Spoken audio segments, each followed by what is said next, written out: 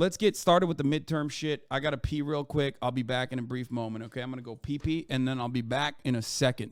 Have kept control of the Senate with the win in Nevada over the weekend. Control of the House not settled yet. Congressional correspondent Rachel Scott tracking it all from Capitol Hill. Good morning, Rachel.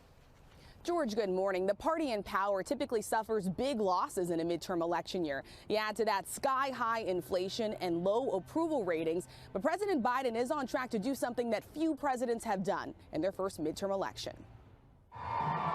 This morning, Democrats celebrating a narrow victory after beating the odds and defying history to secure the majority in the Senate. I'm not surprised by the turnout. I'm incredibly pleased.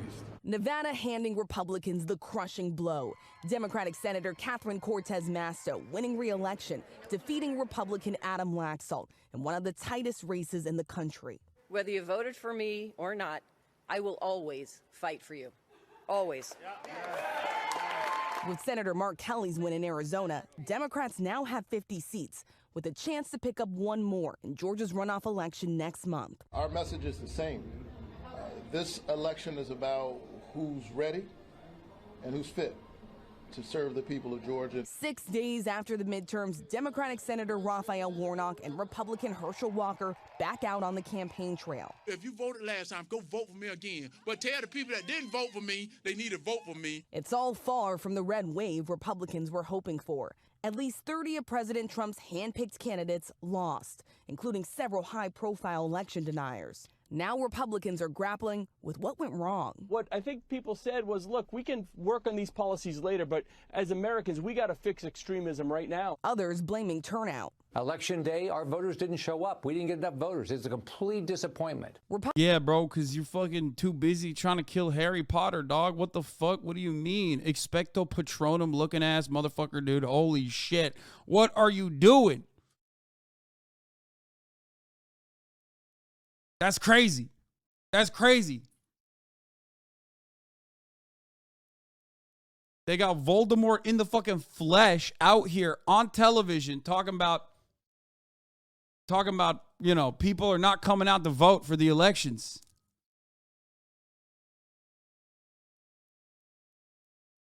It's wild. This dude is the best supporting evidence. The entire Republican lineup is the best supporting evidence for lizard people, bro. They all look like different versions of reptiles. Don't get me wrong, there's some Dems out there that look reptilian too, but goddamn, brother, like so consistent within the Republican Party. Do you have homies that just straight look like this, bro? That's crazy.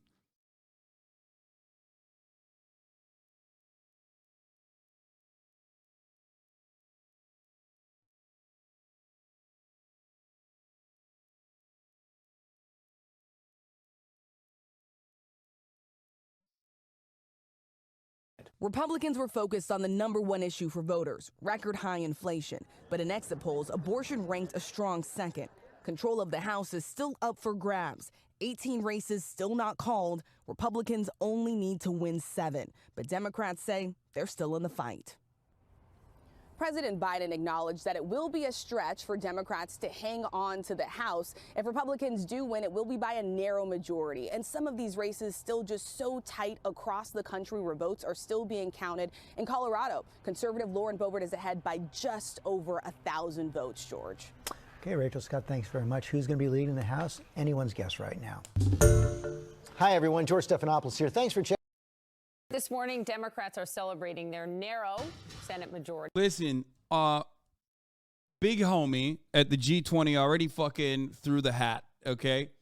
He already fucking said, listen, guys, it doesn't seem like we're going to win the House, okay?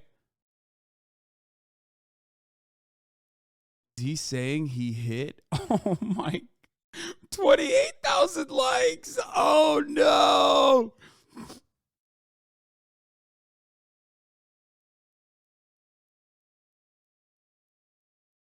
Felix, stop.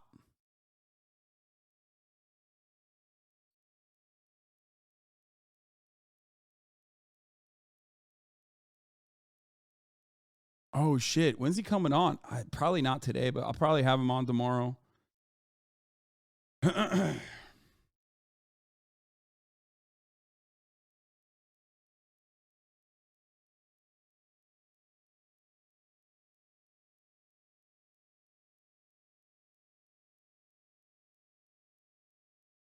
How is this so red? I thought the Democrats were winning. Why would people vote against their interests and rights? What do you mean? People vote against their interests and rights every election cycle. Elon fired an engineer who told him he was wrong. Yeah, I saw. We're going to talk about that. Don't worry. If you want more evidence that Maloney is awful, a brutal, detailed rundown on how Representative Sean Maloney did it to himself and drained resources from other Dems and winnable raised in the process. Oh my God. That's fire. Ooh, I love when Slate and like Atlantic and these otherwise like neoliberal institution defenders will take a fucking shot and actually do some decent journalism, some good ass journalism on people in positions of power in the Democratic Party. They do it more frequently, I would say, on people within the Republican Party. And of course, the Republican Party is usually like way more transparently corrupt, awful in the ways that like most people understand it. But it's good to see them turning the crosshairs a little bit towards it's good to see them turning the crosshairs a little bit on institutional power havers within the Democratic Party. After weekend wins in Nevada and Arizona, but a number of House races still undecided, a lot of them in California, which is fascinating too. So the Democrats had a steep climb to maintain the majority. It's getting steeper, almost but not quite vertical at this point. Right now, in the races that have been called, Republicans, we've called 212 for them, Democrats 204. You need 218 to control the House of Representatives, which means Republicans would need 6, Democrats would need 14. There are currently 19 uncalled races in the House. Let's look at where those 19 races stand.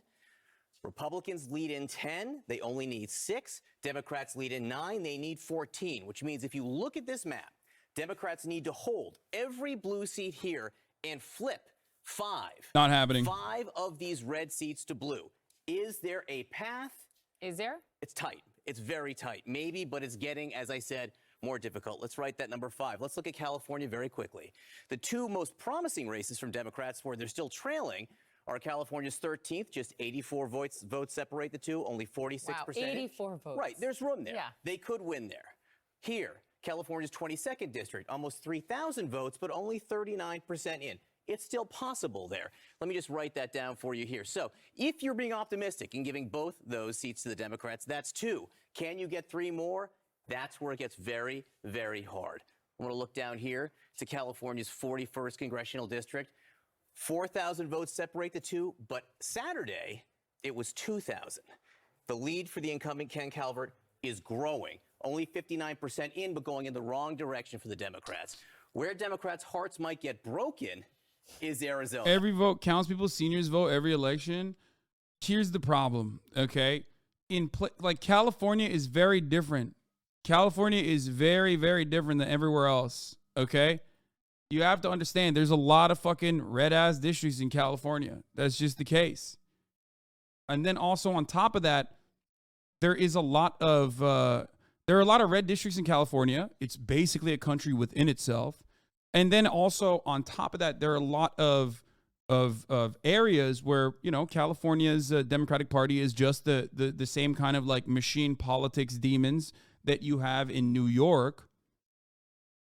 So they will run into the same problems in California as well, with respect to like territories that they could potentially take over if they were to dump some decent, adequate funds into and campaign aggressively in, but they just choose not to.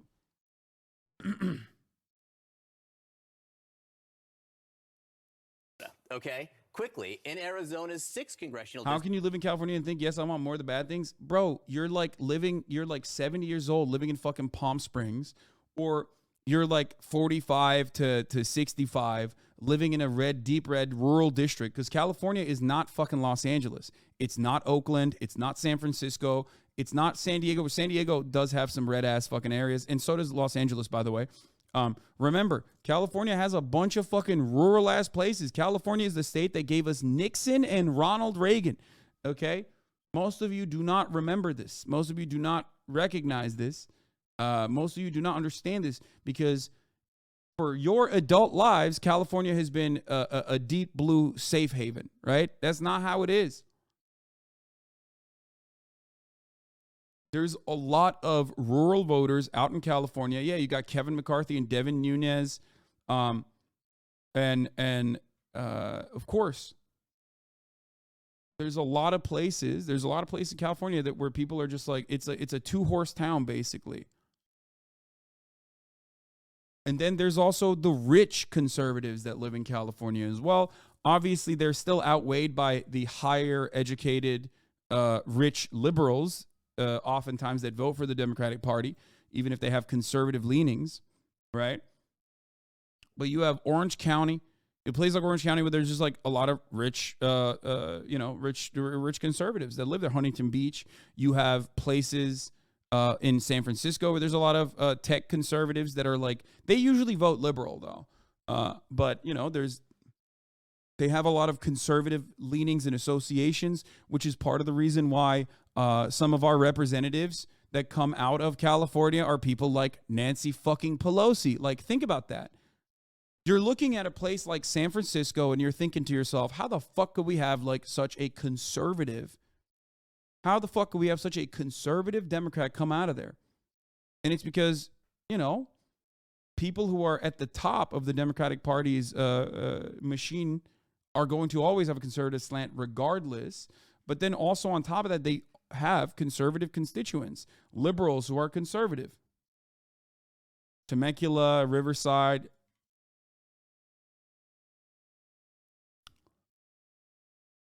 Obviously, it's due to California's massive population, but California has more registered Republicans than any other state. Yeah, I know. That's why it's always laughable when people are...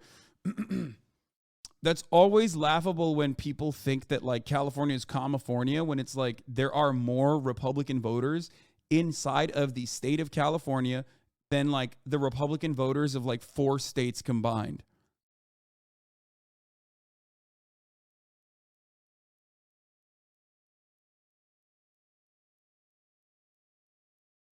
And yes, hi Hoppa, I know, but that's like saying California has more crime than other states on raw numbers, maybe, but per capita, not even close. California's Klan members per capita is probably very, very low.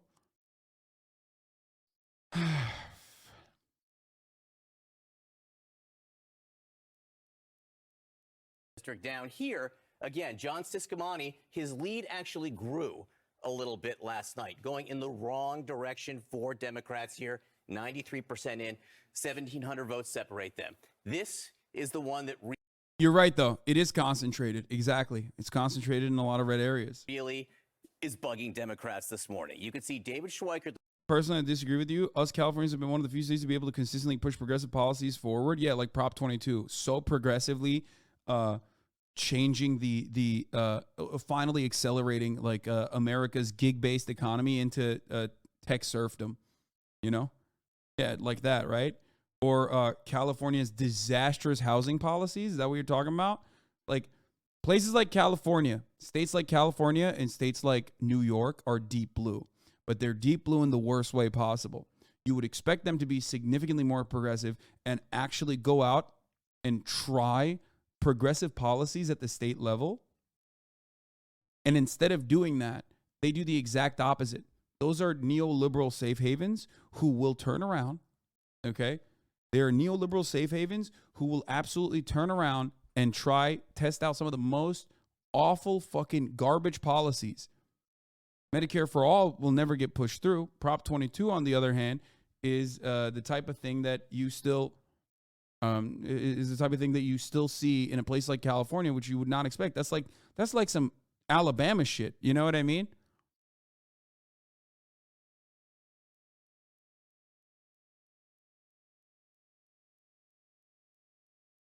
The Republican, only 894 votes ahead. But going into the weekend, the Democrat actually led in this district by 4,000 votes. And a lot, 85%. 85% in. Votes reported last night. Flip that. And now you have David Schweiker ahead by some. So you can see you're sort of stuck nationally at these 2 seats. They would need 3 more to get there. Not impossible, right, but challenging for the Democrats. Where's Pima County? Pima We County. have one of their I'm going to show election you the officials governor's on. race here. Yeah. I'm going to show you the governor's race here because this is super tight. Yeah. You can see Katie Hobbs, the Democrat, 2,600 votes ahead. Pima County is very important in this race, too. Pima County is right here. You can see Katie Hobbs, the Democrat, with a big lead there. There are still 40,000 votes to be counted. She's been getting 60% of the... So far in all the competitive seats, Republicans have a 10% turnout advantage. Understandable. It's a midterm elections. So like in California 27, 47% of Republicans in the district voted, but only 35% of these so far. Example of how Cali goes red in districts. That, I think, is more of a normal dynamic that occurs. But you didn't see that in red states, I don't think, right? In red states, Democratic turnout matched the Republican turnout because in a lot of red states, especially in states where abortion was seemingly either on the ballot directly or was in contention or had been undermined, like your access to abortion had been undermined, with the exception of Florida, you saw a lot of Dem voter turnout. The vote in Pima County. That could expand her lead. I'll just give you one number to leave you with here in this governor's race. Okay. Carrie Lake would need about 58% of the vote that's left. 170,000 votes or so left. She needs 58% to overtake Katie Hobbs. She hasn't been getting it in Maricopa last night. She got about 55%. And in Pima County, she only got about 40%. So a steep climb for Carrie Lake. Almost vertical. Not vertical, maybe vertical in a few hours. A little bit less vertical, but steep. Thank you, John Berman, very much. Republican lawmakers bracing for tense talks this week as the party conducts a postmortem on its dismal midterm performance. A Republican Senate leadership election is set for Wednesday, but Florida's Rick Scott says it doesn't make sense to hold the election this week. He's calling for a delay. What is our plan? What are we running on? What do we stand for? What are we hell-bent to get done? There's no plan to do that. The leadership in the Republican Senate says, no, you cannot have a plan. We're just going to run against how bad the Democrats are. And actually then they cave into the Democrats. They want to rush through an election because, they don't want to do any assessment of what we've done wrong. Insanity is doing the exact same thing and thinking you're going to get a different result. We won't. Senator Lindsey Graham has also joined the calls for a delay to the leadership election until after the runoff in Georgia. Scott says a lot of people asked him to run for Senate Minority Leader. Scott says he's not taking anything off the table. Let's bring in CNN political analyst Rachel Bade, also the co-author of Unchecked, the untold story behind Congress's botched impeachments of Donald Trump. Good morning, Rachel. Good morning, Christine. All right, so does McConnell have competition after the GOP underperformed in the midterms? Yeah, look, this week is going to be, as they say in Seinfeld, a festivus. There's going to be an airing of grievances, a lot of finger pointing when Republicans return to Capitol Hill and try to assess why their performance last week was so much worse than everybody was expecting. In terms of Republican leaders, they're going to obviously be on the hot seat. Kevin McCarthy is going to have potentially a challenge this week to try to run for speaker.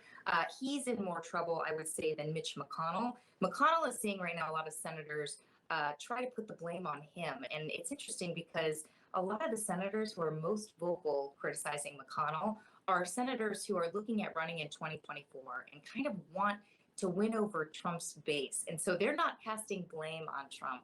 In the clip you just aired, Rick Scott, for instance, he was actually running Senate Republicans' campaign arm, and he's saying, it's silly to do the same thing over and over again and have the same results. And yet he's not talking about Trump and the drag the former president really was on Republicans themselves. So it's a little bit of selective hearing and selective lesson taking, but it's going to be ugly on the Hill this week. Yeah, totally. Now, control of the House, of course, still undecided. You mentioned Kevin McCarthy. If Republicans win a slim majority, McCarthy is going to have to make concessions, right, to become House Speaker. Will he have enough support?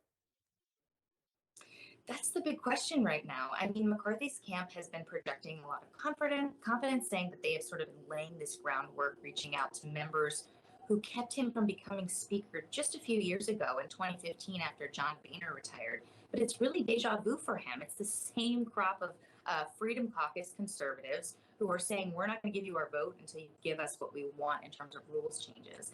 I would say the thing to watch carefully in the House is the motion to vacate. It's basically this rule that allows any conservative, any Trump ally, to try to oust McCarthy by themselves, one person, if they're unhappy with him. And right now they can't do that because of rules changes. They want the ability to do that. And McCarthy has been very reluctant to give that over. But looking at this slim margin, he's probably going to have to give them the farm. Yeah. Just this soul-searching post-election in the GOP has been fascinating to watch. Larry Hogan, the outgoing Republican governor of Maryland, is blaming Donald Trump for the GOP's poor performance in the midterm. Listen. People who tried to relitigate the 2020 election and focused on conspiracy theories and talked about things the voters didn't care about. They were almost universally rejected. And I think it's basically the third election in a row that Donald Trump has cost us the race. And it's like, 3 strikes, you're out. And then Peter Meyer, who lost his race in Michigan, a congressman, he said this. He said the party continued to sleepwalk down the path of crazy following the January 6th insurrection. Do you think the party pivots here? No. I mean, look, we're already seeing Teflon Trump return. There was sort of this gut check right after the election last week. We saw the Murdoch media empire, obviously conservative TV and print newspapers, pointing the blame at Trump. And let's be honest, if Republicans were to be honest with themselves, they would be saying the same sorts of things. But we're already seeing that sort of whiplash happen, right? On Capitol Hill, it's mostly these Trump allies who are out there being most vocal and saying, we have to go in another direction. It's not people who are Trump critics out there saying, we need to assess how damaging Trump has been to the party and the brand going forward. So people, again, they're just taking what they want to see and sort of running with it. And there's obviously a bit of covering their eyes for Trump allies and acting like everything was hunky-dory for the ex-president when that was not the case. Certainly, it will be another consequential week in Washington, no question. Rachel Bade, thank you so much. Nice to see you. As we await the further results out of those states, Arizona and California, we do know what's happening in the Senate. CNN has projected Democrats will retain control of the Senate, defying GOP expectations of a red wave. Joining us now is Senate Majority Leader Chuck Schumer of New York, who won his re-election and is now set to become the New York's longest-serving senator in his 5th term. Right. You are maintaining that title of Senate Majority Leader. You are facing historical odds where typically the president and powers party does not do well in the midterm elections. Inflation. I can't wait to hear what Senate Majority Leader Chuck Schumer has to say. I'm sure his analysis is going to look fucking decent. The Senate map for 2024 looks horrible for Democrats. Oh, yeah. Even if the 2023 majority is not a state, the GA runoff is still really important as you look ahead to 2024 Senate maps. Ds could really use an extra sheet cushion given how exposed they are next time. This is 1,000,000% correct. Anyone who actually looks at fucking the upcoming seats that are slated to flip will recognize that. That's part of the reason why I think it was, who the fuck was it? There was a person that, one of those guys that sometimes has good takes and sometimes has really bad takes, that came out and was talking about how, like, we should literally retire every Supreme Court justice right now and put like 36-year-olds in the Supreme Court. That every Supreme Court justice that is like, it wasn't City of Freaks, no.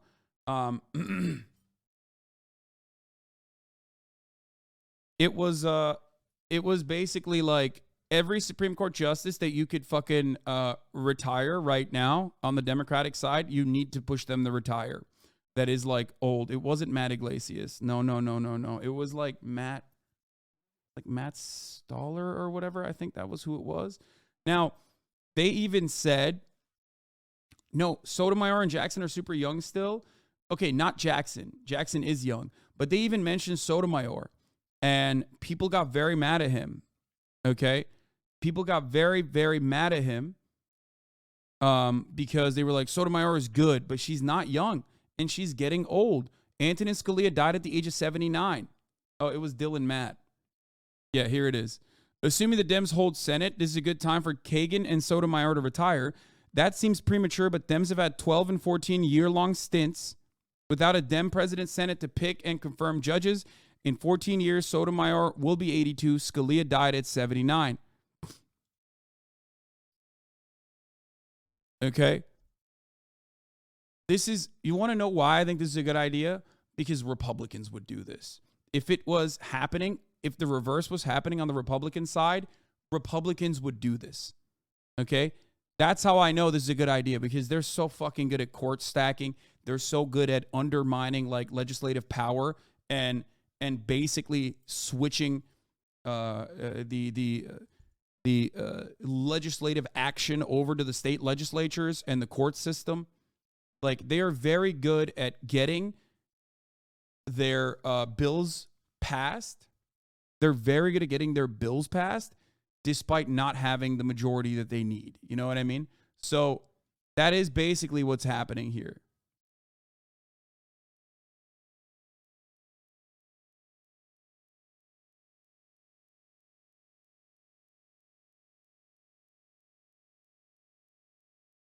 It's not like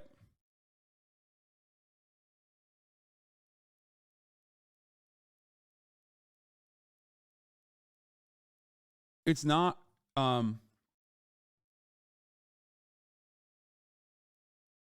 don't think the conservative court doing stupid ass conservative court shit has mobilized left-leaning voters. I mean, ultimately, who cares? You mobilize left-leaning voters, but if the Democrats don't do anything with the power that they get, and ultimately a lot of elections are decided on simple shit like this, okay? Who's up for re-election? Do you see what I'm saying? Like, a lot of politics is not as complex as you think it is. It kind of revolves around vibes, like we already saw and discussed, but also around turnout and making it easier to vote, like we saw in 2020, and we kind of saw in this past midterm election as well, making it easier to vote and offering mail-in ballots and early voting goes a very long way. And this is yet another part of politics that is super simple. If you have more Democratic seats that are up for election than Republican seats that are up for election, you're going to have a tougher time maintaining your Senate majority. And that's a huge difference here.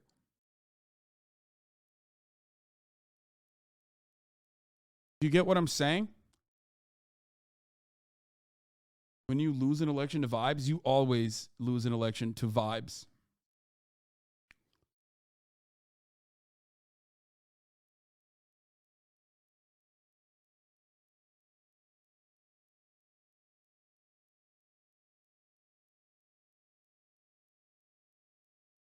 Which way, America?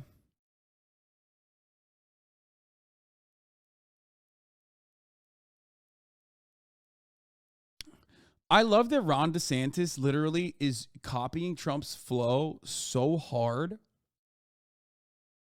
Okay.